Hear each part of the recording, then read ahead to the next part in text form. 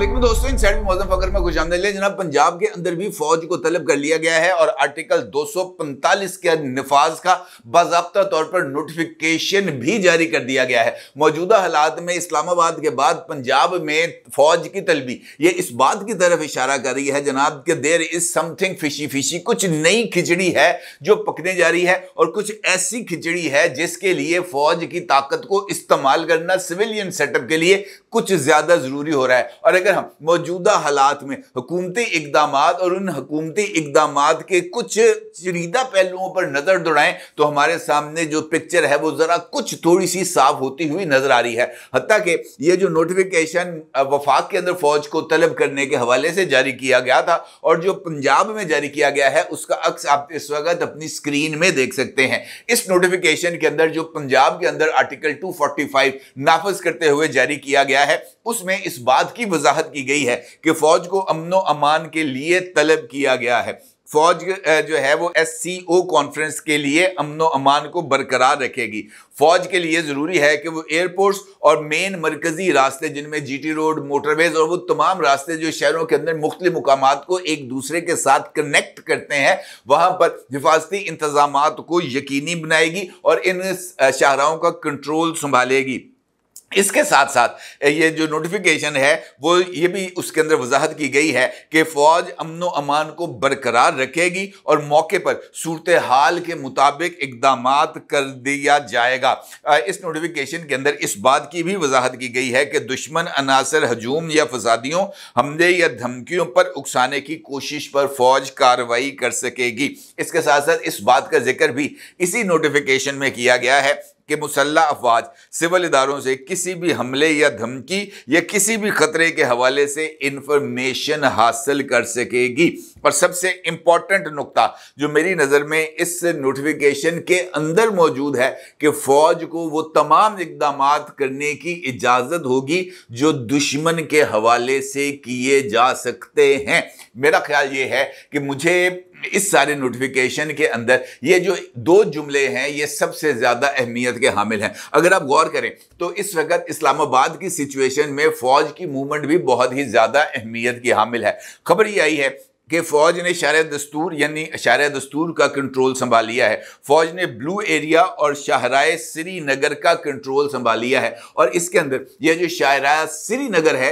ये बहुत ही ज़्यादा, जिसको माजी में हम कश्मीर हाईवे कहते हैं, बहुत ही ज़्यादा मरकजी हैसियत हासिल करती है क्योंकि ये कश्मीर हाईवे या श्रीनगर शाहराह इसने अल्टीमेटली जाकर मोटरवे के साथ कनेक्ट होना है। यही शाहराह आगर GT रोड के साथ मिलती है और यही शाहराह इस्लामाबाद में दाखिले का एक जरिया भी है। इस्लामाबाद में दाखिले के लिए 4 बुनियादी तौर पर मेरा ख्याल है जो रास्ते हैं वो मौजूद हैं, जिनमें से सबसे बड़ा और सबसे ज्यादा नुमाया रास्ता शाहराह श्रीनगर है। उसके बाद IGP रोड को टच करने के लिए इस्लाम पिंडी GT रोड से रास्ता पीर बदाई की तरफ से आता है। फिर मरी रोड के जरिए आप इस्लामाबाद में फैजाबाद के जरिए एंटर हो सकते हैं और फिर सबसे आगे जाकर रवात के करीब जो रास्ता बनता है जिसको हम एक्सप्रेस वे कहते हैं उसके जरिए आप इस्लामाबाद में दाखिल हो सकते हैं। ये 4 मरकजी शाहराएं हैं जिनका कंट्रोल भी फौज ने संभाल लिया है। तो इसका मतलब यह है कि इस्लामाबाद के तमाम एंट्री एग्जिट पॉइंट्स के ऊपर इस वक्त फौज को तैनात कर दिया गया है। अब अगर फौज इस्लामाबाद में मौजूद है तो उसके बाद अब पिंडी में भी फौज आएगी, जेल में भी आएगी, रवात में भी आएगी और इसी तरीके से पूरे के पूरे शाहराहों के ऊपर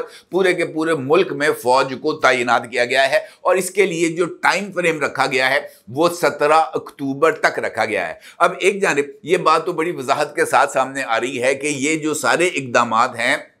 ये बुनियादी तौर पर SCO समिट को उसके पुरअमन इनेकाद को यकीनी बनाने के लिए किए जा रहे हैं। लेकिन अगर मैं आपको इन तमाम वाक़यात को पॉलिटिकल कनेक्शंस के साथ रख कर आपकी खिदमत में पेश करूं तो मेरा ख्याल है कि ये सूरत हाल उससे ज़्यादा गंभीर भी है और ये मुस्तकबिल के कुछ ऐसे मंजरनामे की तरफ इशारा कर रही है जो एक मेरा ख्याल है अलार्मिंग सिचुएशन को डेवलप कर सकता है। अगर आप गौर करें एक वीडियो बयान जनाब अली अमीन गंडापुर साहब की तरफ से सामने आया है और अली अमीन गंडापुर इस वीडियो बयान में इस बात का जिक्र कर रहे हैं कि हम 16 घंटे से खड़े हैं, बदतरीन शेलिंग का सामना किया है। अब जितने भी ताकतवर लोग रास्ते में आएंगे उनको भी देख लेंगे और मंजिल तक जरूर पहुंचेंगे। हमारे अल्लाह ने हमें इस बदतरीन शेलिंग का मुकाबला करने का हौसला दिया है। ये अल्फाज हैं अली अमीन गंडापुर के। अब अगर अली अमीन गंडापुर साहब मोटरवे पर सफर करते हुए इस्लामाबाद तक पहुंचते हैं या इस्लामाबाद के एग्जिट पॉइंट तक पहुंचते हैं तो उनको वेलकम करने के लिए पाकिस्तानी फौज मौजूद होगी। इसी तरीके से लाहौर के अंदर अब सिचुएशन सुबह की सिचुएशन से बहुत ज्यादा मुख्तलिफ है। यहां पर मुख्तलिफ मुकामात पर और खासतौर पर लाहौर के एंट्री एग्जिट पॉइंट्स के ऊपर भी कंटेनर्स लगा दिए गए हैं और तमाम मरकजी शाहराहें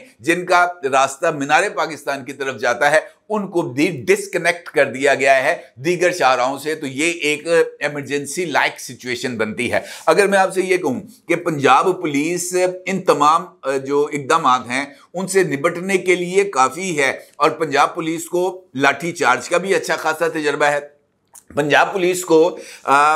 आंसू गैस फेंकने का भी अच्छा खासा तजर्बा है और उनको मुख्तलिफ लोगों को उठाने में भी किसी तरह की कोई कबाद नहीं है। जुल्म और बर्बरियत के अंदर पंजाब पुलिस का कोई सानी नहीं है पूरी दुनिया के अंदर, अगर आपको इस बात का यकीन हो। और वो तमाम लोग जिनको पंजाब पुलिस का सामना करना पड़ा है उनको भी इस बात का बखूबी इल्म है। तो फिर फौज को तलब करना पंजाब पुलिस की कैपेसिटी और उनकी कैपेबिलिटीज को चैलेंज करने के मुतरदफ है। तो मेरी नजर के अंदर यह महज मामला फौज को तलब करना नहीं है। अगर आपको याद हो तो हालिया दिनों में एक आईनी तरमीम का जिक्र बहुत ज्यादा चल रहा था और उस आईनी तरमीम के अंदर आर्टिकल 8 के हवाले से कुछ बातें चल रही थी कि हुकूमत आर्टिकल 8 के अंदर तब्दीली करना चाह रही है और इसके जरिए जो सिविलियन राइट्स हैं और मिलिट्री ट्रायल के जो ऑप्शंस हैं उसमें इजाफा किया जा रहा है।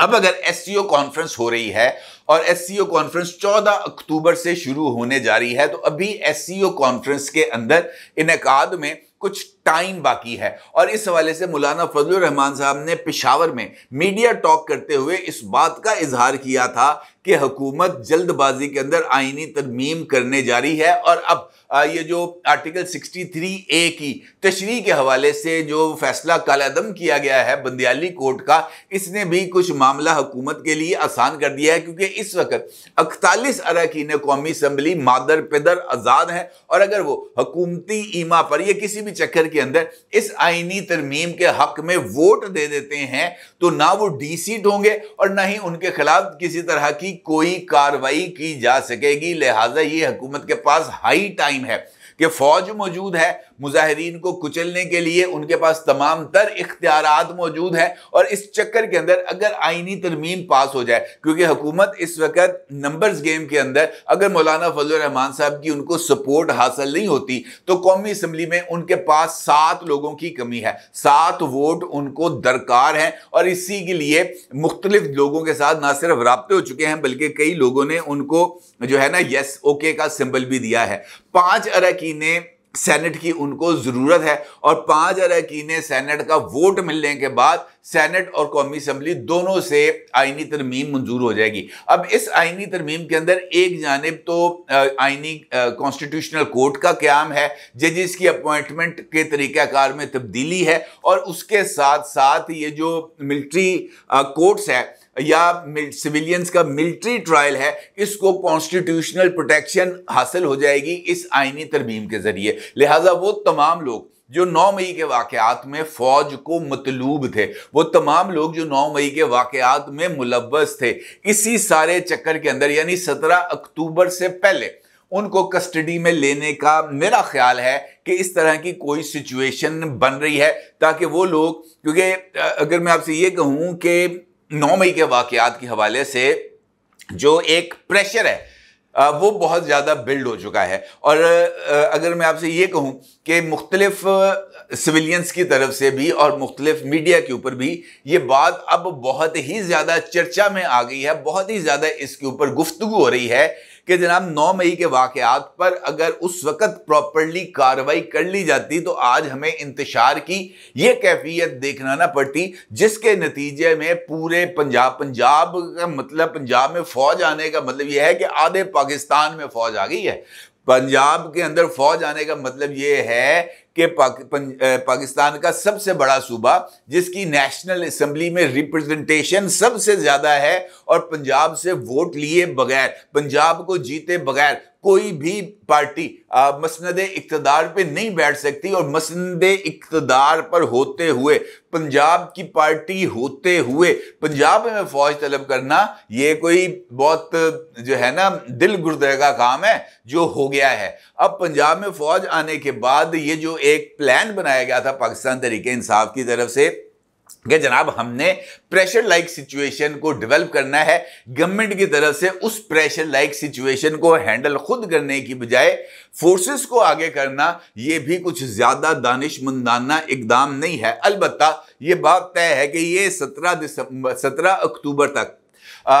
जो सिविल राइट्स हैं, क्योंकि जब आर्टिकल 245 इन्वोक हो जाता है, जब आर्टिकल 245 नाफज हो जाता है, तो फिर इस आर्टिकल के तहत फौज को जो जो इख्तियार तफवीज किया जाता है और उस इख्तियार के तहत फौज जिस तरह के इकदामात करती है उसको किसी भी जगह पर चैलेंज नहीं किया जा सकता, उसको मुतलका हाई कोर्ट की जुरिस्डिक्शन के अंदर भी नहीं चैलेंज किया जा सकता। यह सबसे इंपॉर्टेंट पहलू है। और यह नहीं है कि 17 अक्टूबर गुजर जाएगी तो इन इकदाम को चैलेंज कर दिया जाएगा, 18 तारीख को चैलेंज कर दिया जाएगा, ऐसा नहीं होता। इस सारे इकदाम को मुकम्मल तौर पर कॉन्स्टिट्यूशनल प्रोटेक्शन हासिल है। अब वो लोग जिनको गिरफ्तार किया जाएगा, अगर गिरफ्तार किया गया तो और इसी दौरान अगर कॉन्स्टिट्यूशनल अमेंडमेंट हो जाती है और उसके तहत इन लोगों को यानी सिविलियंस के मिलिट्री ट्रायल को टाइम के लिमिट के अंदर कर दिया जाता है या इसको मुकम्मल तौर पर ओपन कर दिया जाता है,